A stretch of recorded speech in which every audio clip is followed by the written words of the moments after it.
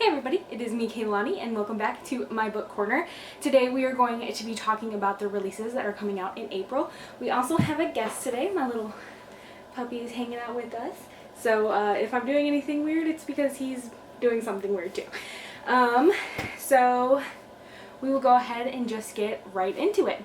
So on the 7th, we have The Shadow System by Sylvia A. Harvey, and this is a nonfiction sociology book about the prison system and the way it not only affects the person who is in prison, but also how it affects their family and the people around them.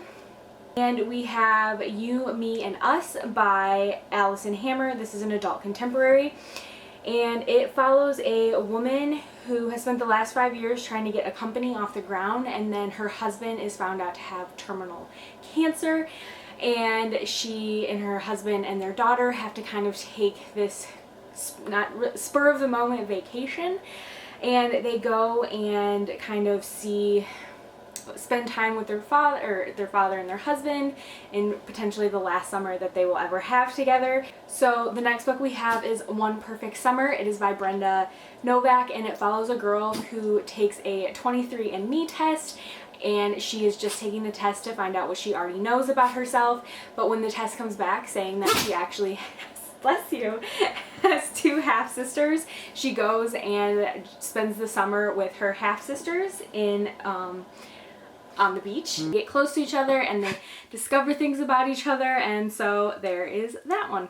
And the next one we have is The Perfect Escape by Suzanne Park, and this one is a YA contemporary, and it follows our two main characters who both need a little bit of money, and there is now a competition for an escape room, and so they band together to help get through this escape room. I do believe there is a little bit of a romance between the two, but I don't remember if it said there was. So there is also that one that comes out on the 7th. Another one that comes out on the 7th is To Have and to Hoax by Martha Waters. This is a historical fiction romance about two people who got together and then they quickly no longer really liked each other, and eventually the man sends this note to the woman saying that he has been injured and it's very severe, and so the woman rushes to his side to discover that he is completely fine. And so these little pranks ensue between the two while they are trying to get back at each other for this one instance. And I think that it's obviously a romance, so some romantic things ensue, and I'm really looking forward to it. I think it's supposed to be like a historical fiction rom-com, which just sounds like it's right up my alley, so there is that one.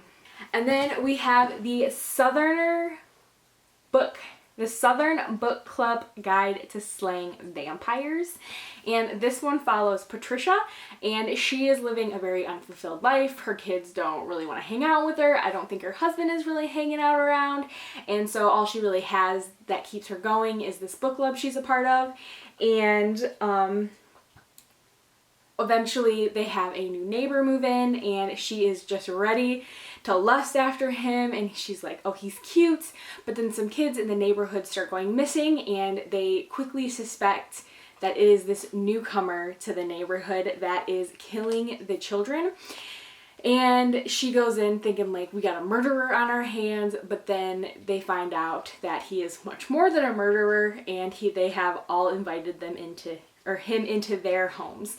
So obviously he's probably a vampire, and that's just like the title is what got me, and the cover is like this peach with vampire bites in it, and it's so cool looking.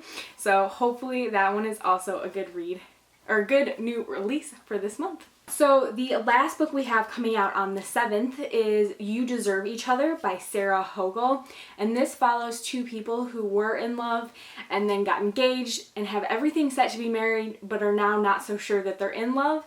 But they can't end the wedding because there is some sort of stipulation where whoever ends the wedding has to foot the bill for everything they've already paid for. So we follow the woman, and she is trying to get the guy to like end the wedding so he will have to pay for it, and she's got pranks and sabotage and all this stuff up her sleeve.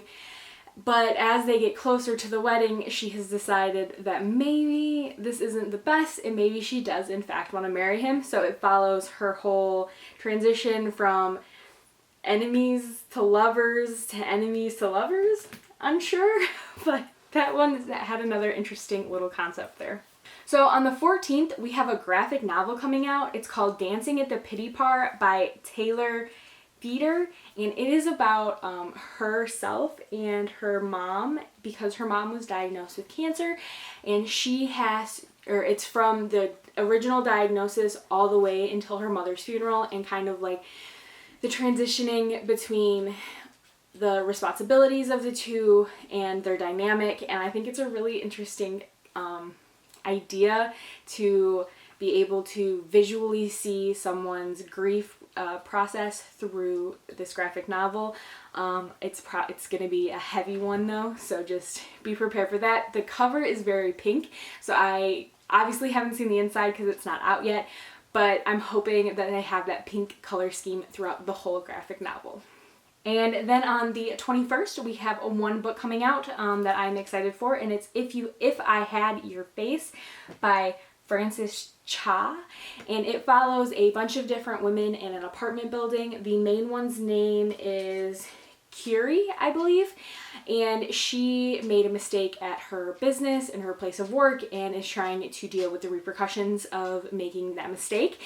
And it also follows her roommate, who was an orphan and got to go to college and now is dating a very influential businessman.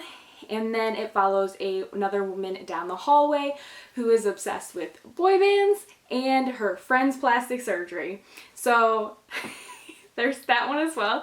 And then it also follows the story of a woman in an apartment below their level, and she is trying to get pregnant, but her and her husband have no idea if she does get pregnant how they will be able to raise the child because of money, or how they will be able to educate the child because of like the cutthroat system of education.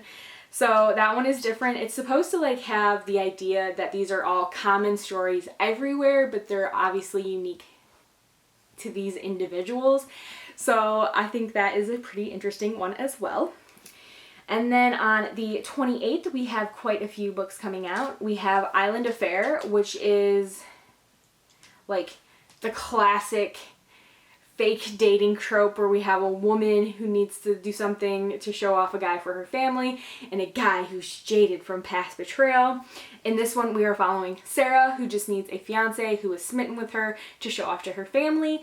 And we have Luke, I believe, or Lewis, and he loves his life and he loves everything about what's going on in his life, but he has had past betrayal and cannot trust easily. So it's one of those like classic little fake dating tropes, but it's a little adult romance, so who could hate it?